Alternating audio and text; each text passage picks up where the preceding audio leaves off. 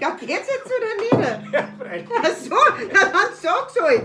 Also, es ist schön, dass wir uns mal wieder sehen. Wir haben jetzt eine längere Pause gemacht und wir wissen auch, ihr habt alle genutzt und auch mit der Corona. Aber wir möchten Ihnen schon nur mal darauf hinweisen, dass wir, also wenn dabei alles gut geht und die Corona uns das nicht verdirbt, wir im Mai ja unsere 2 Auftritte haben und für alle die Leute, die keine Karten gekriegt haben, wir hoffen, dass wir dann nur mal Auftritte dranhängen, irgendwann im Herbst vielleicht einmal. Warum wir so lieb haben, und ich finde wir sehr lieb. Gell, der Dirse schaut ein bisschen aus wie ein Toter, aber ist auch wie der Tod, aber ich bin schon wirklich eine tolle, fesche Einhornprinzessin. Nein, ich bin eine Braut, gerade dass ihr es wisst. Weil, Jetzt geht's nicht um die Hochzeit und ihr merkt es schon, meine Braut, die redet einfach so viel und die plant immer so schöne Sachen, das werdet ihr jetzt gleich hören.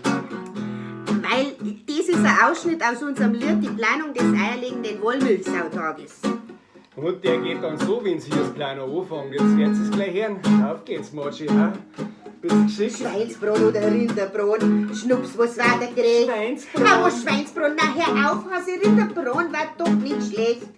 Und dazu gibt's Spätzle oder möchtest du Kartoffeln? Ich möchte Kartoffeln. Na, hör auf, schaut's wirklich nicht Spätzle? Ah gut, dann lassen wir's auf. Maus, alles ist erlaubt. Du musst mich doch nicht fragen. Sagt er.